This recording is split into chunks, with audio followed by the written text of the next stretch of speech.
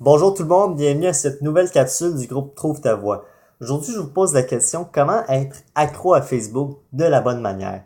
C'est drôle parce que quand je pose la question à des amis, ils me disent "Mais non, c'est impossible d'être addict à Facebook d'une bonne manière." Puis je leur réponds "Oui, c'est possible.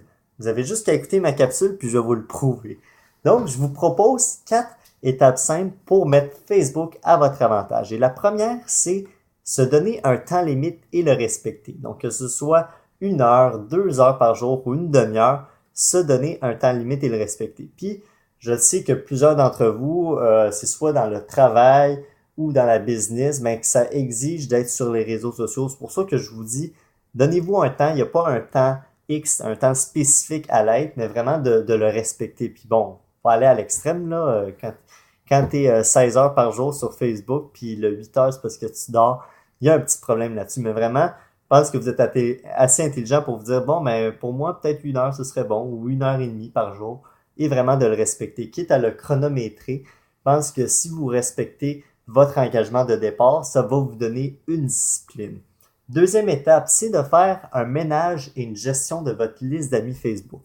Je sais que plusieurs d'entre vous le font régulièrement, même moi je le fais régulièrement 1 fois ou 6 mois, mais vraiment de regarder attentivement toute votre liste d'amis et de vous dire, bon, mais pour chaque personne, est-ce que cette personne vaut vraiment la peine que je sois encore ami Facebook? Parce que quand on dit ami Facebook, c'est pas nécessairement des vrais amis, là. Il y en a que c'est juste des connaissances, des collègues de travail ou du monde qui ont juste pas rapport, mais vraiment de faire un ménage d'amis Facebook. Aussi, il y a plusieurs de vos amis peut-être que vous tenez à cœur, qui sont vraiment fins avec vous, mais vous trouvez qu'eux autres, ils publient des choses peut-être pas intéressantes. Peut-être quelques-uns d'entre eux publient des informations, des statuts négatifs, des vidéos plates, rien de constructif, vraiment des choses qui sont pas intéressantes.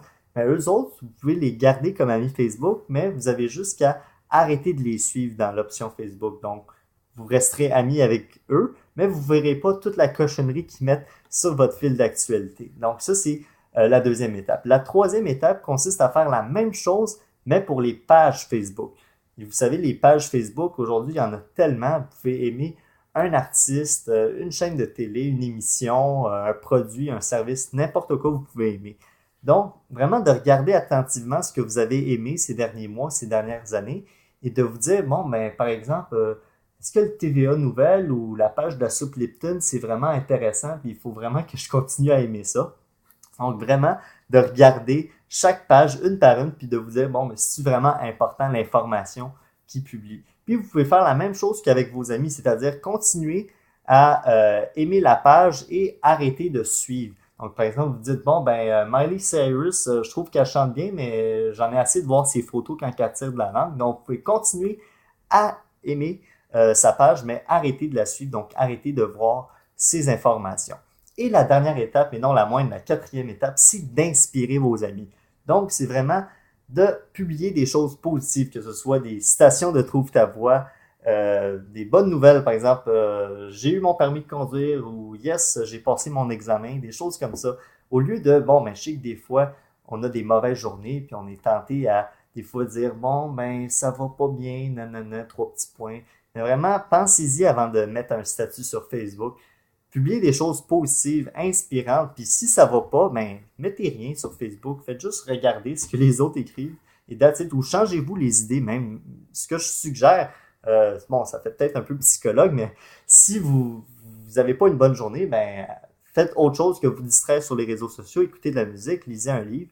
C'était une petite affaire psychologique, là, mais bon, vous faites ce que vous voulez. Donc, pour récapituler les 4 étapes, dis-je, donc la première, c'est de se donner un temps limite et le respecter. La deuxième, de faire un ménage et une gestion de vos amis Facebook.